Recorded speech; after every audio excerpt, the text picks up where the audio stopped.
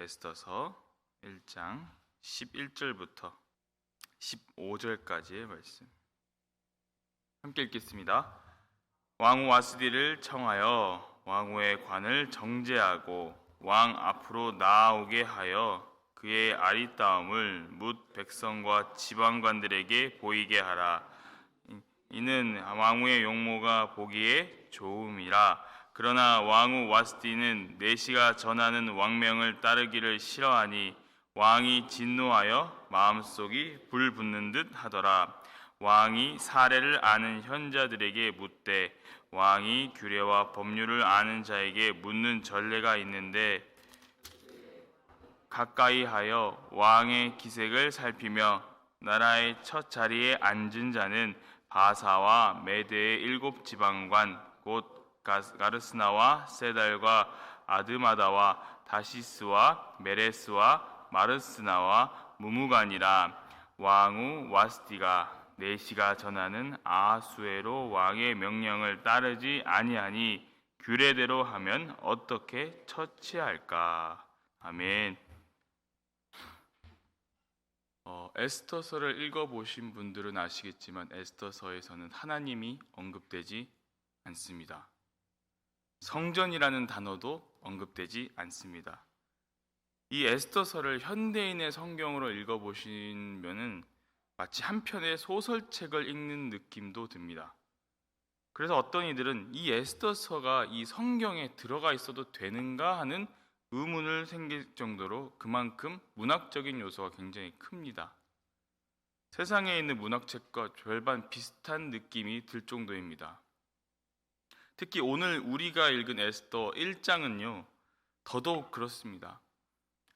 이 에스더서의 주인공인 에스더는 전혀 나오지 않고 있고요. 바사, 즉 페르시아 제국의 황제 아하수에로 왕의 이야기가 주를 이루고 있습니다.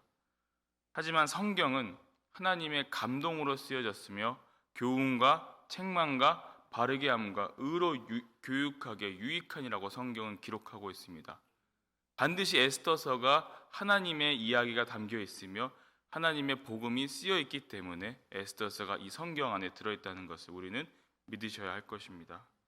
그래서 오늘 이 에스더 1장을 통하여서 과연 하나님이 우리에게 무엇을 말씀하고 싶어 하시는지를 우리는 살펴보고자 합니다. 아하수에로 왕은요, 이 아하수에로라는 이름보다는요, 헬라식 이름으로 굉장히 유명한 사람입니다. 헬라식 이름은요, 크세르크스라는 이름을 쓰고 있습니다. 영화 300이라는 영화가 있습니다. 그 300이라는 영화는 어떤 배경이냐면 페르시아와 스파르타 제국 간의 전쟁을 다루고 있는 이야기인데 이 스파르타와 페르시아 제국 간의 전쟁에서 이 마지막 최종 보스가 바로 오늘 이 에스더서에 등장하는 아하수에로 왕 크세르크스입니다. 에스더 1장은요, 이 왕이 다스리는 시기에 이 역사적 배경과 당시 페르시아 제국의 스케일에 대해서 아주 자세하게 설명하고 있습니다. 크세르크스, 즉 아하수에로 왕이 다스리던 이 페르시아 제국은요, 말 그대로 그때 당시 페르시아의 최전성기였습니다. 영토와 규모면에 있어서 굉장히 컸는데 성경에서 참 자세하게 기록하고 있습니다. 영토의 규모는 인도에서부터 구스, 지금의 아프리카 에티오피아까지 이르고 있고 그 지방을 127지방으로 나누어져 있다고 성경은 기록하고 있습니다. 127지방이라는 것은요, 당시에 한 지방에 왕이 한 명씩 있었다고 합니다. 즉, 그 페르시아 제국 안에는 127명의 지방 왕들이 존재했고 그 지방 왕들을 다스리는 사람이 바로 아하수에로 왕이었다는 것이죠. 이 127명의 왕을 다스리는 황제가 이 아하수에로 왕인데 당시 역사적 기록에 의하면 왕은 굉장히 허영심이 많았고 거칠에 굉장히 많은 신경을 썼으며 자기 과시욕이 컸다라고 역사는 기록하고 있습니다. 그 과시욕을 잘 보여주는 구절이 성경에서도 존재하는데요. 바로 오늘 우리가 읽었던 에스더 1장 1절부터 8절을 보시면은 우리가 잘 알 수 있습니다. 그가 왕위에 즉위한 지 3년째 되는 해에 모든 지방의 왕들과 신하들을 수산궁으로 불러 잔치를 베풉니다. 그 숫자가 어마어마하게 많은데 그 잔치의 기간이 180일이라고 성경은 기록하고 있습니다. 180일의 잔치가 끝났음에도 불구하고 또 일주일 동안 잔치를 백성들을 위하여 또 엽니다. 어마어마한 스케일이죠. 성경은 게다가 수산궁이 어떻게 꾸며졌는지도 서술하고 있습니다. 6절에서 7절을 보시면 바로 그러한 내용인데요. 6절 7절은 백색, 녹색, 청색 휘장을 자색 가는 배줄로 대리석 기둥 은고리에 매고 금과 은으로 만든 걸상을 화반석, 백석, 운모석, 흑석을 깐 땅에 진설하고 금잔으로 마시게 하니 잔의 모양이 각기 다르고 왕이 풍부하였으므로 어주가 한이 없으며 라고 기록합니다. 왕실은 대리석 기둥과 대리석 바닥으로 다 깔려 있었고 금과 은으로 된 의자들이 있었으며 그 금잔의 모양들, 즉 각각의 가지고 있는 모든 사람들의 금잔의 모양이 다 달랐고 왕의 술은 어주라고 여기서는 표현하고 있는데 왕의 술은 한없이 많았다고 기록합니다. 그렇다고 해서 이 분위기가 억지로 먹이는 분위기가 아니라 먹고 싶은 대로 자유롭게 마실 수 있다고 했다고 성경은 기록하고 있죠. 역사적으로 이 아하수에로 왕이 이렇게 크고 화려하게 잔치를 한 이유가 있습니다. 그것은 페르시아 제국 전체의 단합을 위해서였다고 합니다. 페르시아 초대왕 다리우스가 그리스와 전쟁을 하다가 패하고 다시 전쟁을 준비하려다가 다리우스가 세상을 떠납니다. 그리고 그의 아들인 아하수에로가 두 번째 왕으로 즉위하지요. 왕이 즉위한 지 2년 동안 아하수에로는 그리스와의 전쟁을 준비합니다.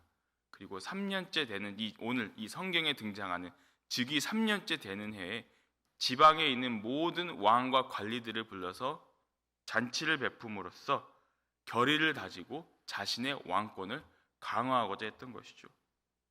그 역사적 현장이 바로 오늘 에스더 1장인 것입니다.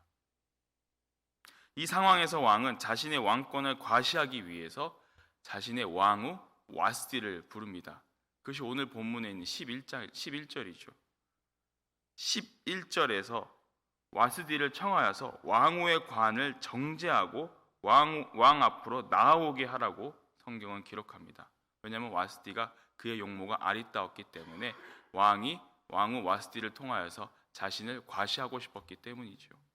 그러나 12절에서 와스디가 왕의 명령을 거절하기 시작하면서 이 에스더서 전체 1장의 분위기가 완전히 뒤바뀌기 시작합니다.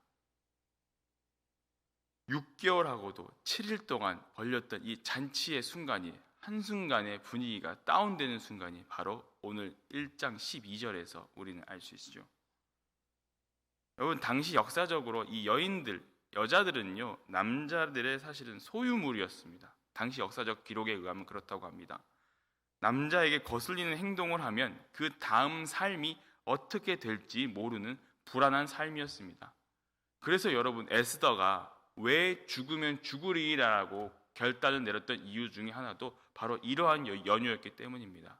자기 마음대로 왕 앞에 나갔다가는 자기도 죽은 목숨이기 때문에 그래서 죽으면 죽으리라는 결단을 통하여서 하나님과 그리고 모르드게에게 그리고 이 유대 민족들에게 금식을 선포하면서 자신을 위해 기도해달라고 한 것이었죠. 왕의 명령을 어긴 와스디를 향해서 성경은 1장 12절에서 이렇게 기록합니다. 왕이 진노하여 마음속이 불 붙는 듯 하는도다.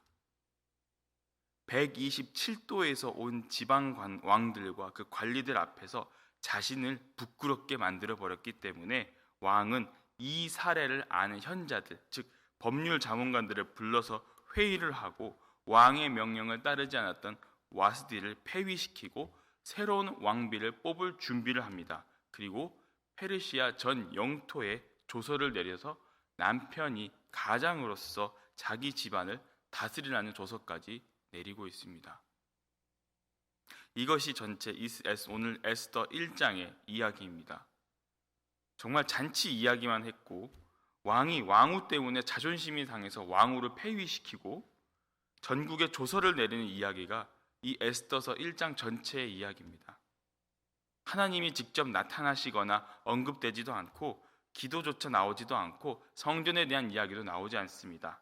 그런데 여기서 우리는 무엇이 하나님의 그런데 이 에스더 1장에서 무엇이 들어있는지를 우리는 알아야 합니다. 그것은 바로 하나님의 주권적 손길입니다.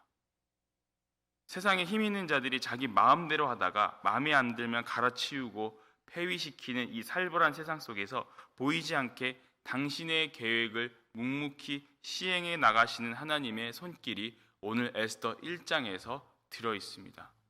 읽어보시면 전혀 하나님에 대한 직접적 이야기는 하나도 나오진 않지만 이 에스더서 1장을 지난 2장에서부터 에스더가 등장하면서 하나님의 주권적인 역사하심이 들어있구나라는 것을 우리는 실감할 수 있습니다. 왕후 와스티가 폐위가 되면서 수많은 왕후의 후보들이 에스더서 2장을 보시면 몰려들기 시작하는데 그 중에서 그 눈에 띄어서 왕후가 된 사람이 바로 에스더인 것이죠. 그리고 이 에스더가 왕비가 된 후에 유대 백성들에게 엄청난 위기가 불어닥치는데 하나님은 이 에스더를 통하여서 그 위기를 준비하고자 하셨던 것입니다. 여러분, 에스더 1장이 성경에 기록된 이유는 크게 세 가지로 우리가 볼 수 있습니다. 첫 번째는 세상의 추한 모습을 보여주고 있는 것이죠. 수산궁에서 187일 동안 잔치를 벌였던 모습은 화려함과 흥에 겨운 모습들이 공존하고 있었습니다. 당시 강대국 페르시아가 얼마나 큰 부귀와 영화를 누리고 있었음을 우리는 볼 수 있지요. 그러나 그 흥겨운 분위기는 왕과 왕후에 의해서 깨지고 맙니다. 제 아무리 재밌었다고 할지라도 결국 세상에서 사람이 만들어낸 재미는 금방 깨질 수밖에 없다는 것을 우리에게 보여주고 있죠. 즉 누구든지 세상 재물이나 권세를 의지하고 있는, 자랑하고 있는 이런 것들이 지극히 어리석고 허탄한 것이라는 것을 에스더 1장에서 보여주고 있는 것입니다. 야고보서 4장 16절에서 이렇게 기록합니다. 이제도 너희가 허탄한 자랑을 하니 그러한 자랑은 다 악한 것이라. 그런데 그 앞절에서 보시면 이렇게 기록하고 있습니다. 너희 생명이 무엇이냐? 잠깐 보이다가 없어지는 안개와 같으니라. 그래서 참된 신자는요, 세상의 헛된 것에 의지하지 말고 하나님의 백성됨을 자랑해야 한다는 것입니다. 갈라디아서 6장 14절에서 말하는 것처럼 우리는 예수 그리스도의 십자가 외에는 결코 자랑할 것이 없는 사람들입니다. 그리고 그리스도의 십자가를 자랑하는 자만이 하나님의 평강과 긍휼이 있다는 것을 믿으시기 바랍니다. 두 번째는 이 모든 것이 결국 역사를 주관하시는 하나님의 손에 있다라는 것입니다. 역사는 인간의 선택으로 인해 생겨나는 사건들로 이어지고 만들어지는 것처럼 보이지만 그 모든 것이 하나님의 선한 목적과 계획 따라 움직여지고 있다라는 것이지요. 그 모든 것이 좀 더 객관적으로 우리가 이 에스더 1장을 살펴보면요, 왕후 와스디의 폐위 사건을 들여다보면요, 사실 이런 생각을 할 수 있습니다. 자리에 안 온 게 그렇게 큰 죄는 아닌 것 같은데 왕후를 폐위시키는 것은 너무 심한 게 아닌가라는 생각이 들 수 있습니다.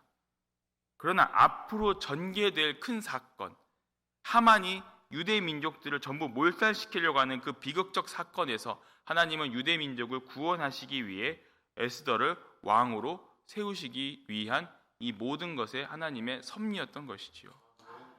하나님은 유대인들을 심판하셔서 그들이 포로로 잡혀가게 만드셨지만 온 인류를 구원하시기 위해 예수 그리스도를 보내시기 위해서 유대 민족을 구원하시고 그들을 예루살렘으로 보내시기 위한 처음부터 끝까지 물밀듯이 준비하셨던 하나님의 계획이 오늘 에스더서 1장에서 보여지고 있는 것입니다.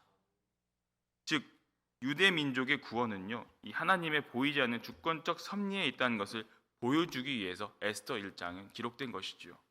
이것은 참된 신자에게 하나님이 보이지 않는다고 할지라도 그분을 의지할 수 있음이 축복이며 은혜라는 것을 우리에게 알려주고 있습니다. 주의 말씀은 내 발의 등이요 내 길의 빛이리라고 하는 시편의 고백처럼 어두운 세상 가운데서 우리에게 참 빛을 주시는 하나님의 섭리를 늘 경험하면서 기억하셨으면 좋겠습니다. 마지막으로 우리의 삶에서 우리는 얼마나 하나님을 찾고 있는지를 돌아보아야 할 것입니다. 에스더 1장에서 하나님은 단 한 차례도 직접적으로 등장하지도 않고 언급되지도 않지만 그 역사를 주관하고 있음을 우리는 알 수 있습니다. 우리의 삶에서 늘 하나님, 교회, 기도, 말씀을 언급하면서 사는 것 같지만 실제로 삶에서 그 신앙이 살아있는지를 우리 스스로가 돌아볼 필요가 있다라는 것이죠. 입술로만 하나님 하나님 하지 않아도 그 마음속에 정말 하나님의 일하심을 믿고 있다면 세상을 살아가면서 하나님을 입에 담기 불편하고 어려운 환경 가운데 있다고 할지라도 그 신앙을 굳건히 지키는 자가 참된 신자라는 것입니다. 힘든 삶의 현장에서도 내가 하나님을 찾고 내가 묵묵히 내 일을 하고 있다면 하나님이 그 일상 가운데 뿌리를 내려주시고 열매를 맺게 해주시고 은혜를 베풀어 주신다는 것이죠. 하나님은 우리의 삶을 붙잡아 주고 계십니다. 일상에서 보이지 않지만 하나님은 분명 우리의 삶과 함께하고 계심을 믿으시기 바랍니다. 오늘 에스더 1장은 보이지 않는 하나님의 손길이 역사의 현장에서 실제로 주관하고 있음을 보여주고 있습니다. 오늘도 보이지 않지만 하나님 우리의 일상에서 그 하나님의 역사하심이 있음을 기억해야 합니다. 그래서 오늘 우리가 부른 찬송처럼 주와 같이 길 가는 것 즐거운 일이 아닌가. 우리 주님이 걸어가신 발자취를 밟겠네. 여러분 그 발자취를 밟아가는 것이 큰 기쁨이고 은혜인 것을 항상 기억하시기 바랍니다. 이제 우리는 이 새벽 예배를 마치고 교회를 나와 일상으로 향하게 됩니다. 이스라엘을 지키시는 이는 졸지도 아니하시고 주무시지도 아니하신다는 시편의 고백처럼 일상 속에서 우리와 끊임없이 함께 하시는 그 하나님을 기억하시면서 우리를 지금의 자리에 세워주신 그 하나님께 감사하면서 그 하나님의 살아계신 은혜와 사랑을 풍성하게 누리시는 여러분이 되시기를 주님의 이름으로 축복합니다. 우리 아버지 하나님 감사합니다. 에스더 1장에서 하나님은 보이지 않았지만 그 역사 속에서 하나님이 주권적으로 주관하시는 하나님의 손길을 우리가 보게 되었습니다. 세상의 화려함과 풍요로움이 눈앞에 보인다고 할지라도 우리는 그 가운데 역사하시는 하나님을 보게 하여 주시옵소서.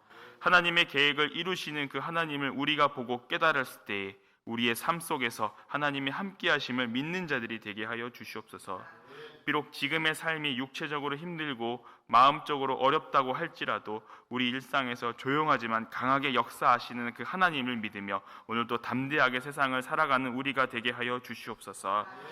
우리 사랑하는 자녀들 또한 기도하오니 우리 자녀들이 직장에서 학교에서 그 살아계신 하나님의 손길을 경험하며 살아가게 하여 주시고 그들이 그 하나님의 손길을 기억할 때 그리고 경험할 때에 하나님을 모시고 하나님께 영광 돌리며 살아가는 귀한 자녀들로 살아가게 하여 주시옵소서.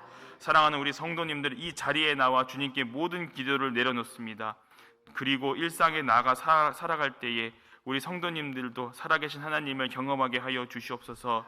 내가 주님을 귀로만 듣다가 눈으로 보게 되었다는 욥의 고백이 우리 성도님들의 고백이 되게 하여 주시옵소서.